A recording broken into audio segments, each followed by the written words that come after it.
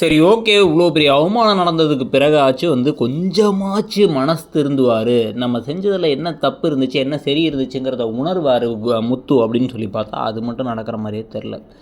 So, இப்போ பார்த்தீங்கன்னா, கொஞ்சம் கொஞ்சமா முத்துவ ஹீரோ ரோல்லேருந்து நம்ம "அட போப்பா! இவருலாம் ஹீரோ ரோலுக்கு வொர்த் அப்படிங்கிற மாரி அந்த கதாபாத்திரத்த மாத்திட்டு இருக்கிறத பார்த்தா நமக்கே பாவமா இருக்கு. ஏன்னா, அந்த அளவுக்கு உயிர குடுத்து நடிக்கிற மாரி பயங்கரமா நடிக்கிறார் வெற்றிவேசன். ஆனா, அந்த ரோலுடைய போக்கு வர வர சுத்தமா சரியில்ல.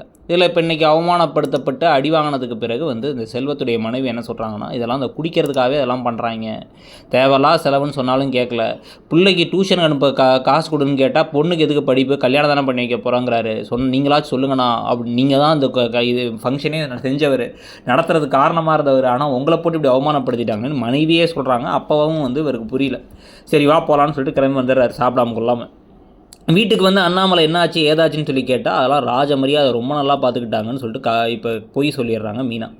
மீனா பொய் சொன்ன உடனே இப்போ என்ன ஆகிடுது அப்படின்னா இப்போ சரி ஓகே தேங்க்ஸ் அப்படின்னு சொல்லி இப்போ தான் தேங்க்ஸ் சொல்கிறாரு முத்து தன்னோட மனைவிக்கு. இல்லை நான் அங்கே நடந்ததெல்லாம் சொன்னால் அப்பா ரொம்ப வருத்தப்பட்டிருப்பார், அதனால் நல்ல வேலை அப்படி சொல்லிட்டேன் அப்படின்னா, இதை பாருங்கள் நான் உங்கள்கிட்ட நல்ல பேர் வாங்கணும் இல்லை உங்கள்கிட்ட உங்களுக்கு புரிய வைக்கணும் அப்படின்னு மாரல் கிளாஸ்லாம் எடுக்க இங்கே வரல.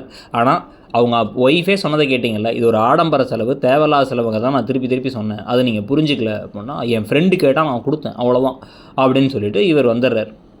ஸோ வந்ததுக்கு பிறகு இதுக்கு நடுவில் பார்த்தீங்க அப்படின்னா மனோஜ் என்ன பண்ணுறாருன்னா இவருடைய செக்யூரிட்டி புதுசாக ஜாயின் பண்ணார்ல, அவர் சாப்பிட்றத பார்த்து கண் வச்சுக்கிட்டு இருக்கார். இவ்வளோ சாப்பிட்டா நம்மளும் வெயிட் போட்டுருவோம்லாங்கிறார்.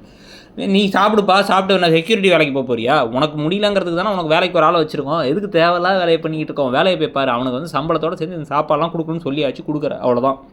அப்படின்னா இல்லை ஒரு முட்டை 7 ரூபா, இவன் இத்தனை முட்டை சாப்பிட்டான், 20 முட்டை சாப்பிட்டானா அதுக்கே 140 ரூபா ஆகுதுன்னு சொல்லி பேசிக்கிட்டு இருக்காரு. அதெல்லாம் பானா ஆகிட்டு போகுது, பாதுகாப்பு தான் முக்கியம், அனுப்பிவிட்டுறாங்க அவங்க.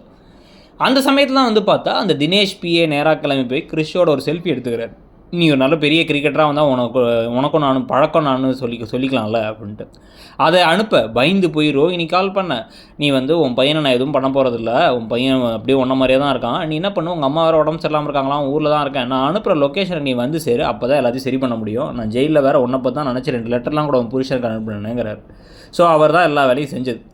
இதுக்கு நடுவில் பார்த்தீங்க அப்படின்னா செல்வம் நேராக முத்துக்கிட்ட மன்னிப்பு கேட்டு, இப்படி சொந்தக்காரங்க முன்னாடி கெத்து காட்டுறதுக்காக பண்ணேன், பெரிய தப்பாகிடுச்சு, இந்தா மொய் பணம், கவரில் இந்த பணத்தெல்லாம் உன்ட்ட கொடுத்துட்டேன், சிஸ்டர் சொன்னது கரெக்டு, உன் மனைவி சொன்னதை கேட்டு நடந்துக்கோ, அவங்கள்ட்ட சண்டை போடாதுன்னு கொடுக்குறாரு.